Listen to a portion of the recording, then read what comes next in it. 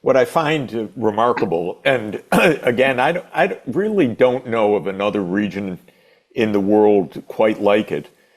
You have world-class port services, world-class financial services, world-class production facilities, world-class technology, world-class higher education. And so, to my mind, it's really hard to think of other places that put all of this together. There are education and tech zones. I've lived in them and worked in them, Cambridge and Boston with Harvard and MIT. But it's not a great production center. It specializes in education and technology.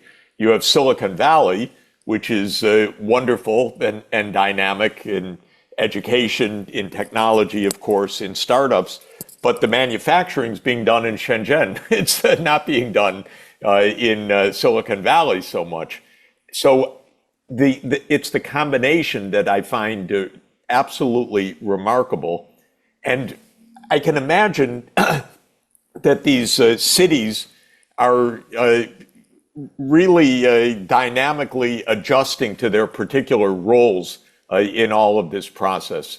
And I'd be interested to understand how Hong Kong is changing through its connection with Shenzhen or with these other production centers.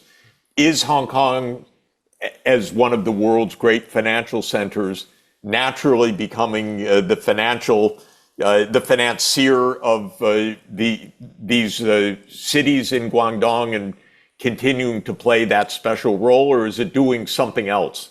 It's an extremely insightful question, if I may say so, Professor Sachs, because Hong Kong has to adjust and adapt, and Hong Kong is doing exactly that at the present time. For example, Hong Kong's container port used to service the mainland cities at one time as far as Shanghai, when our truck drivers would drive boxes unloaded at the Hong Kong port all the way for a couple of days on the road to Shanghai.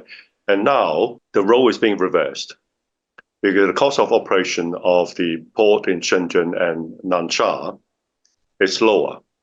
And therefore shippers send the things that we need to these mainland ports for them to be trucked down to Hong Kong.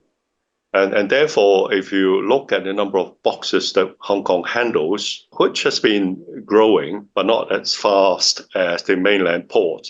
And so by way of ranking, we've been going down. We're now probably 8th or 9th largest port in the world in terms of number of boxes that we handle. But we are moving up the value chain. We are elevating our status as an international transportation that includes shipping center of China by not focusing only on port-based activities, but growing what I call desk-based shipping activities. And that would include the registration of ships. Hong Kong, under one country, two systems principle, is allowed to have its own shipping register.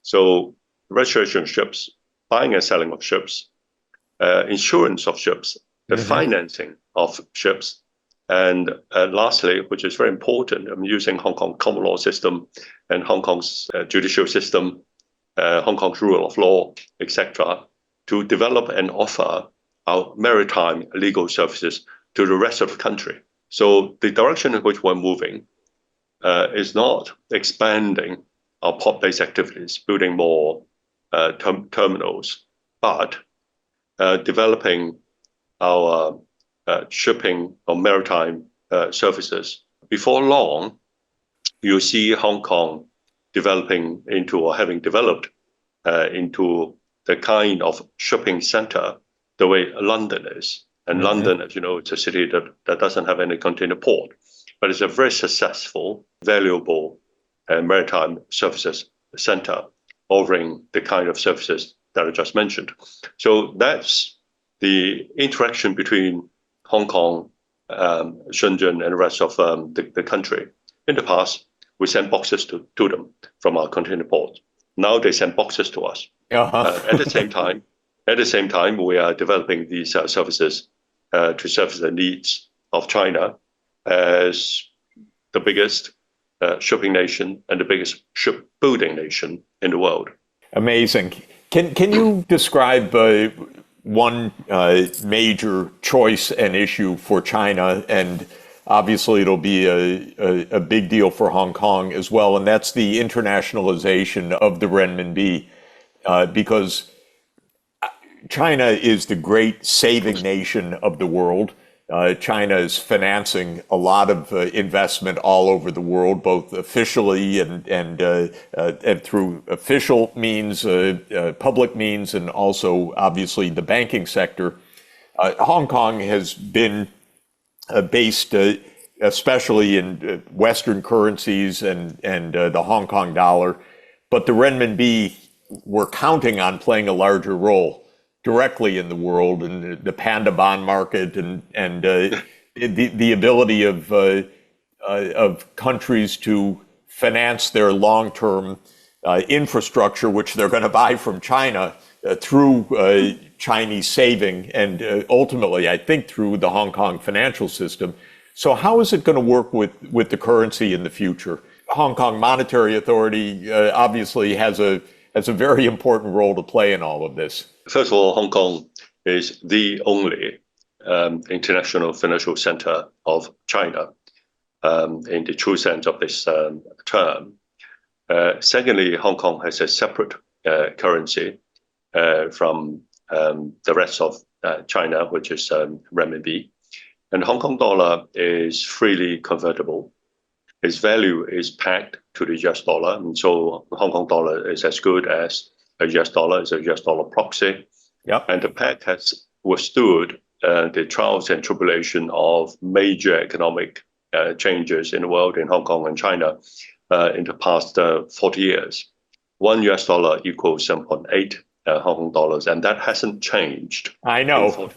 I've been coming for 40 years, so that hasn't changed in 40 years. Rock solid. And what's more, Hong Kong is the IPO center for mainland Chinese enterprises ever since TAIPEI came to Hong Kong to list in 1993, I believe.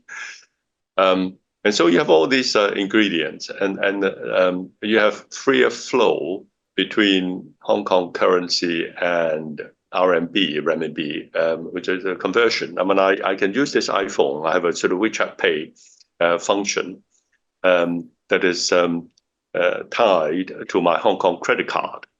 A couple of days ago, I was in Nanshan, just wanted to buy some goji berry. Ningxia, I was in Ningxia, I wanted to buy some goji berry. I took out my iPhone.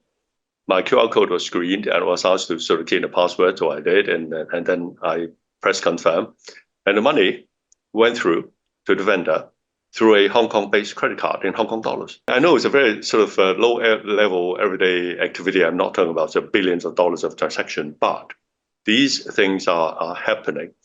So, as I said at the very beginning, Professor Sachs, it's a very interesting exercise intellectually and academically as well. It has a different value compared to the renminbi.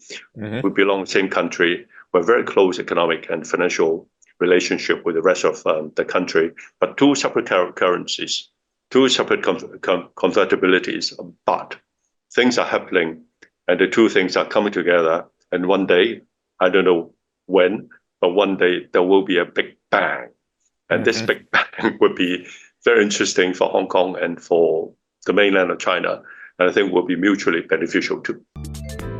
偷偷告诉大家，我最近发现了新法宝 Royal Face 逆时奇迹系列，它有活肤露、全效精华，还有精华霜。尤其我皮肤比较偏干，所以我非常的注重保湿。保湿做得好，肌肤自然烹饪。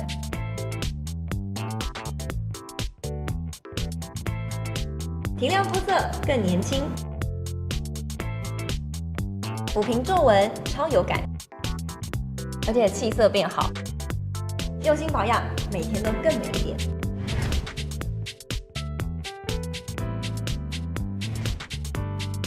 美吧。